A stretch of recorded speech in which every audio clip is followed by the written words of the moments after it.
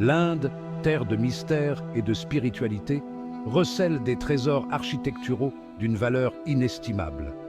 Parmi eux se cachent les grottes de Barabar, un ensemble de grottes taillées dans la roche, témoignage silencieux d'une époque révolue.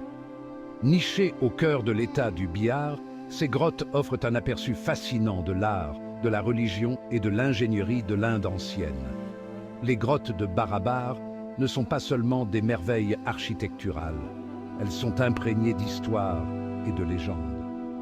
Elles sont étroitement liées à l'Empire Maurya, l'une des plus grandes dynasties de l'Inde ancienne, et à l'empereur Ashoka, figure emblématique de la conversion au bouddhisme.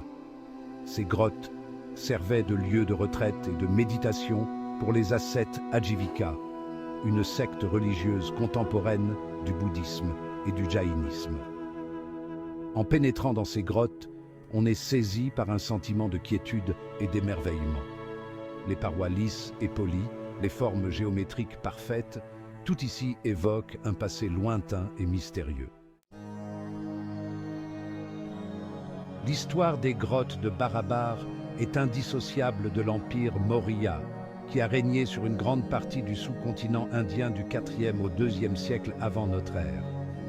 C'est sous le règne d'Ashoka, l'un des empereurs les plus célèbres de l'histoire indienne, que ces grottes ont été creusées dans la roche.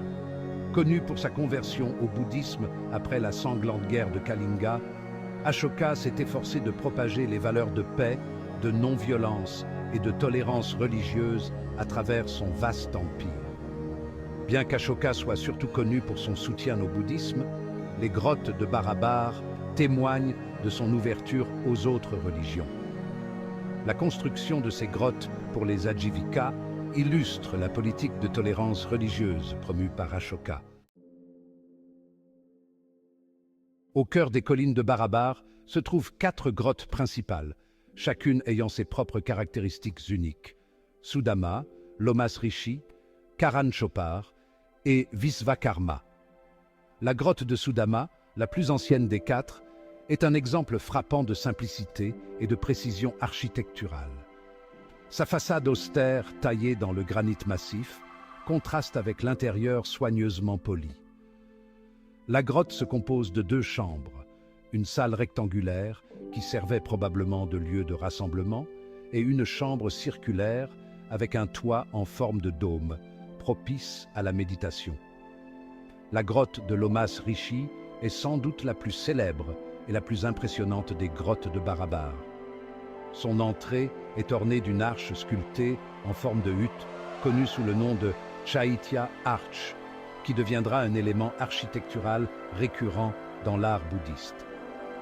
La grotte de Karan Chopar, également connue sous le nom de grotte de Karna Chopar, est plus petite que les 2 précédentes, mais tout aussi intrigante.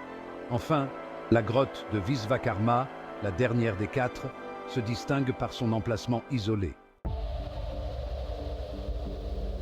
Les grottes de Barabar ne se contentent pas d'impressionner par leur architecture exceptionnelle, elles posent également de nombreuses questions aux archéologues et aux historiens.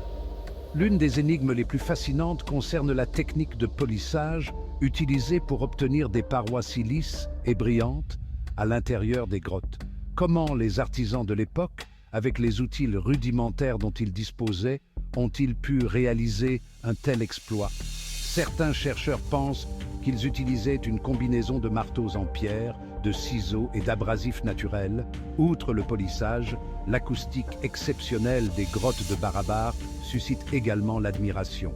Les sons résonnent d'une manière particulière à l'intérieur de ces espaces clos, créant une ambiance propice à la méditation et à la contemplation.